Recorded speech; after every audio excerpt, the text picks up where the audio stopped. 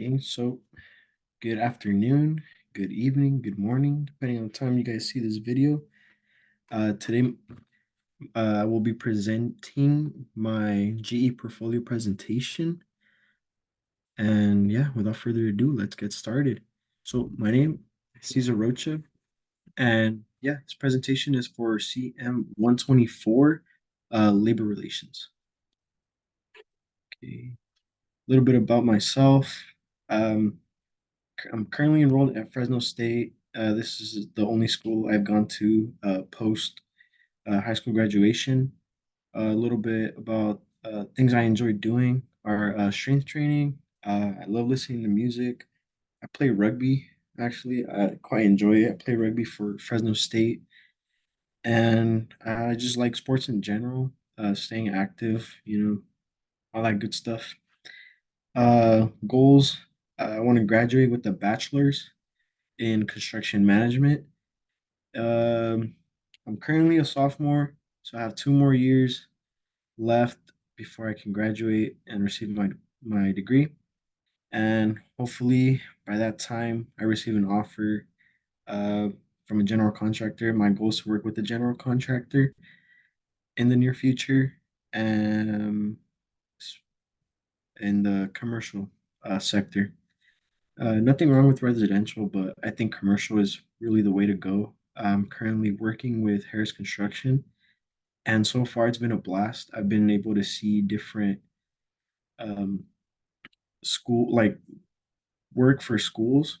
Um, I was at the Fresno City Science Building on Blackstone and McKinley, as well as the Child Development Center for State Center as well.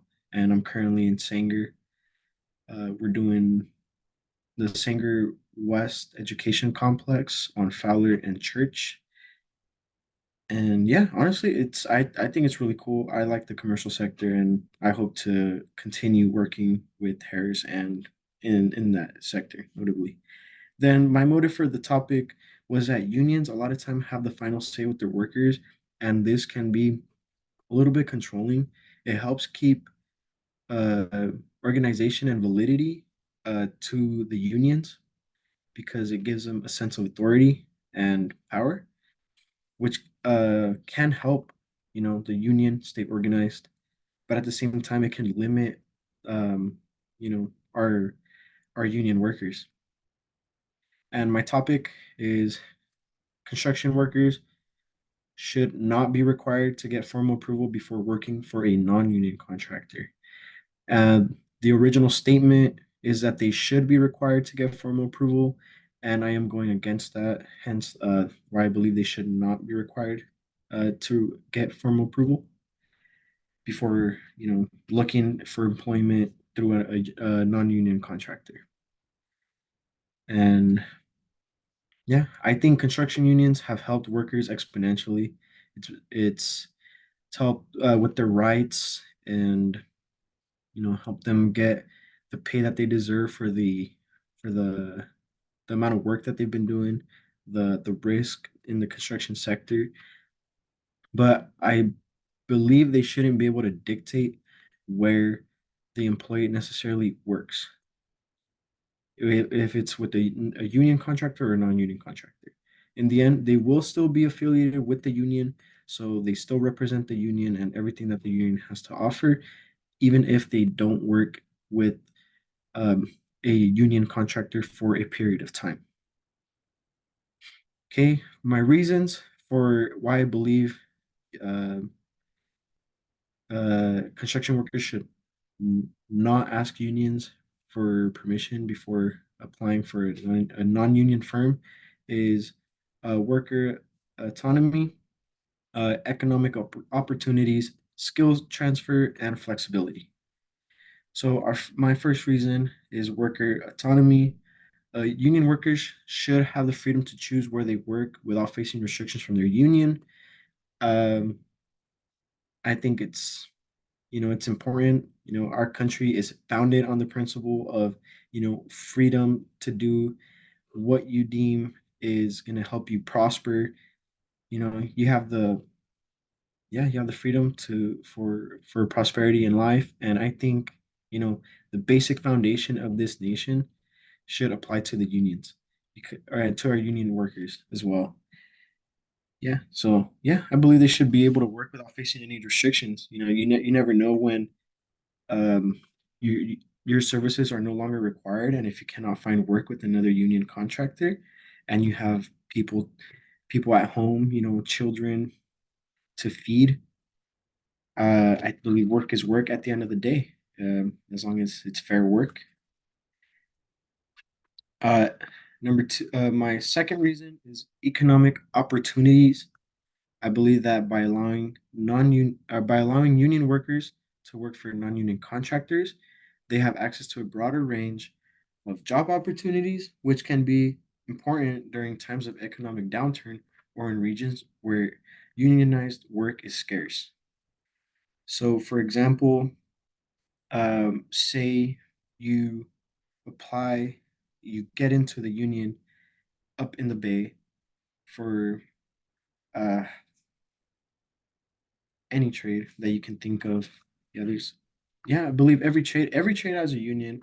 So yeah, say you start working in the Bay for a union contractor in the Bay, and for some reason you have to move to a different part of the state, which may not have a union contractor that is local, and that's the only opportunity that you have. And in this case, I believe that the construction worker should be able to work and apply without the restriction of the union, because like I said, just yeah, when work is scarce, people will need to take advantage of the opportunity that is presented in front of them. And yeah, I believe that the union should not be able to restrict the worker in these cases, because, as mentioned previously, um, the union doesn't fully know what's going on back home. And then this was found on an ABC article. Just a quick summary. In March of 2023, the construction industry had um, 341,000 job openings, as reported by the Associated Builders and Contractors using data from the U.S. Bureau of Labor Statistics Job Openings and Labor Turnover Survey, also known as JOLTS. This is a decrease of 72,000 compared to the same time last year. So from 2022 in March to 2023, we are seeing a decrease in the amount of job openings. Um, it's not as drastic, but in the future, you never know when uh, someone's going to need a job. So if we see this trend continue, and um, job opportunities are decreasing, I believe there should be no problem with a union worker, taking a quick job with a non-union contractor. And then for my third point, skills transfer. Working for non-union contractors may provide union workers with opportunities to learn new skills and techniques that they can bring back to their unionized jobs, thus enhancing the overall skill level with the industry.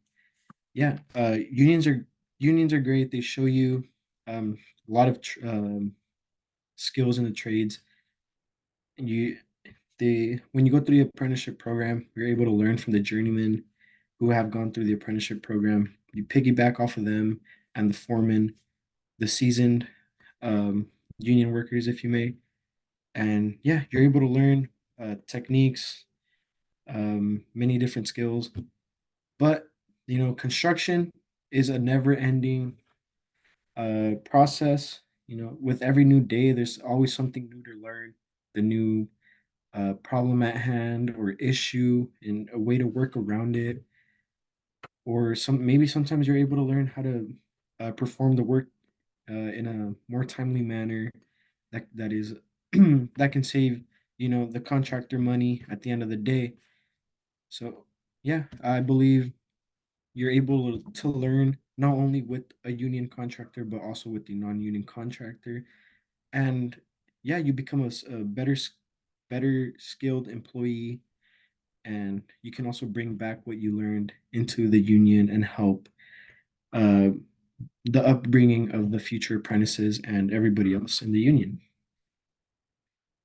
And this quote was taken from, that is a wrong quote, um, or the wrong link, but it'll be referenced in the resources. A change in environment stimulates creativity and problem solving abilities. Research conducted found that individuals who took breaks in a natural setting performed better on tasks that required creative thinking compared to those who remained in an indoor environment. But yeah,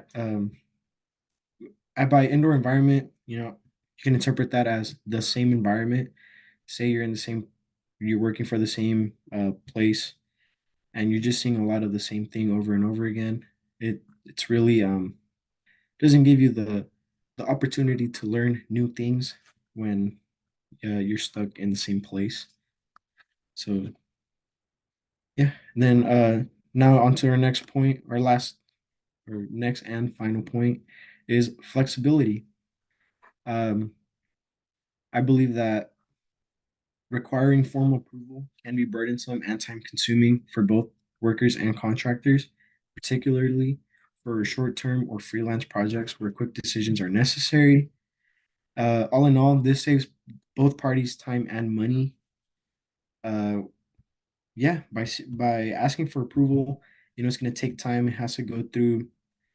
First, it'll go through, your contractor, maybe then the union. It'll go through the union upper management, and by the time you get um, the response back, whether it's an approval or a rejection, that opportunity has gone away, and the construction worker lost the opportunity um, to perform the work and obtain um, the money in return that they were seeking. And yeah, the union spends time and money formulating the response, reading through it. Same thing with the contractor. So it can be costly for sure. It is a time consuming process for both parties involved, or maybe all three parties, because we have the worker, contractor, and the union itself.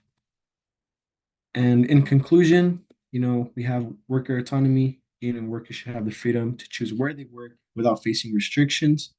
Economic opportunities allows union workers to work for non-union contractors, gives them access to a broader range of job opportunities, especially during times of like economic downturns, like for example, like the recession back in 2008, where you saw the house market um, took a downturn, and the construction industry suffered a little bit. Same thing with COVID, and yeah, skills transfer.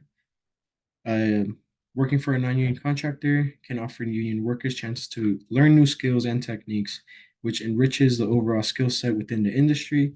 And flexibility requiring formal approval can burden both the worker and the contractor, especially when you want a short response, because that'll take time and money for the union and the contractor to formulate the response. Then here I have two more sources. This is a LinkedIn article, and the second one is an ABC News article. And yeah, thank you. And yeah, that is why I believe uh, union construction workers should not require formal approval by the union if they choose to work with a non-union contractor. Thank you. Please ignore the dog in the back.